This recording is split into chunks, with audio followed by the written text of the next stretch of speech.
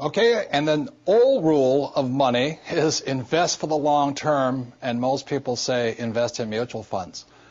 I personally don't invest in mutual funds, and most people, it's not a bad idea.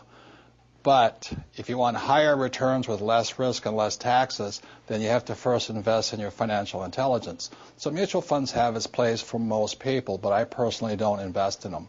And I'll go into why. So when somebody says invest for the long term, one of the problems I have with that is, what does that mean?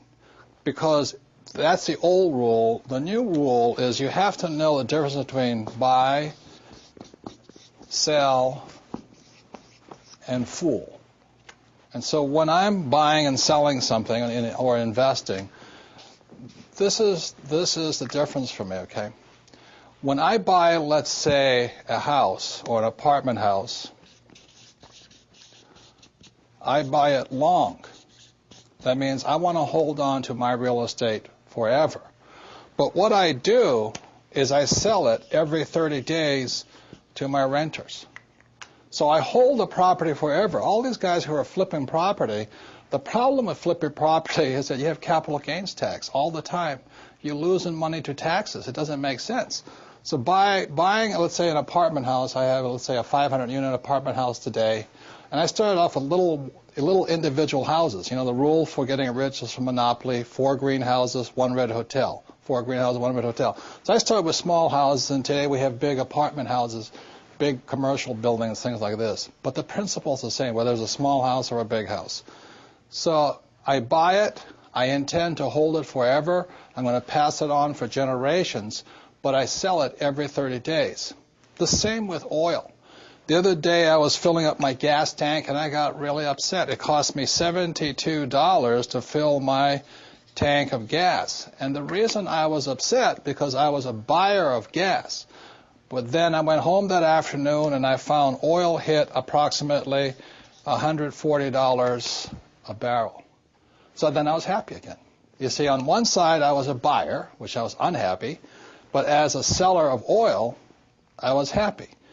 So this is my point here. If you're going to be rich in life, the reason most people are poor is because they're primarily buyers with very little to sell. You know that old advice I talk about financial education: go to school and get a job. So let's say you sell your time, sell it for $25 an hour. If that's all you've got to sell, you're not getting ahead, because the Federal Reserve keeps printing money faster and faster. You have to work harder and harder, and you get taxed harder. So if you're going to be rich, the thing my rich dad taught me was you have to have something to sell every single month. So every single month I'm selling my apartments, my units, for 30 days at a time. I'm selling my oil, on the open market. And you look at what I did, even though I flunked out of high school twice because I couldn't write and because I really couldn't spell, is when I write a book, I write it once, but I sell it into 100 different languages throughout the world. So every quarter I'm getting a paycheck. So to be rich, it really understands the new rules of money requires you to know when you're buying, when you're selling. And that is essential to being rich today. Now, when I talk about the fool, it's called the greater fool theory. So like being a real estate guy, I go out there and somebody says to me, oh, this house is $100,000. But next year, it'll be worth $200,000. Generally, that's what's, what do you call those guys? Real estate brokers or mortgage brokers or stock brokers. As my rich dad said, the reason they're called brokers is because they're broker than you are. So they're telling you to buy this stock or this house because the price will go up. Again, that's capital gains, not cash flow. And then you become the greater fool. The people, unfortunately, who are hurting financially today in the housing market, they were the greater fool. They bought the idea that the price of real estate would keep going up. Well, as you and I all know, prices go up and prices go down. So if you're going to, the new rules of money and the financial intelligence and your financial education requires you to know to be balanced, be both buyer and seller, and not be the greater fool. I say it again. When I fill up with gas, I get angry because I'm a buyer, but I'm happy because I'm also a seller. If you're going to be rich, you should be selling more than you're buying. One last thing is the one reason I really don't care much for mutual funds is because I don't know if you're the buyer, the seller, or the fool, but I'll make that decision.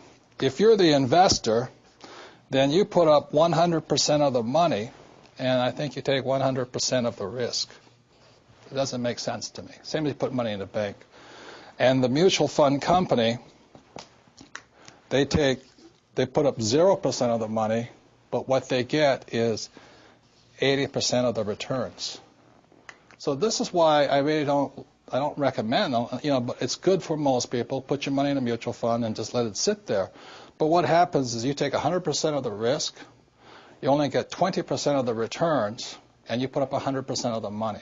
That doesn't make sense to me. That's why I like to use debt, good debt as leverage and things like this. But again, this is your greatest asset right here. So I don't just blindly invest for the long term. I don't park my money. And the reason I don't park my money in the bank is because I said in 1971, the U.S. dollar stopped being money and it became a currency. The word currency means current. You must keep your money moving.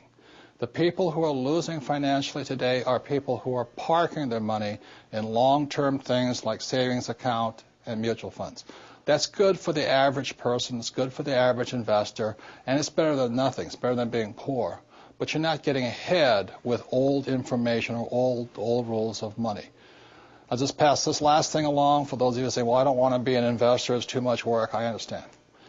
It was years ago, a friend of mine, a friend asked a friend of mine, says, what would you say to the average investor?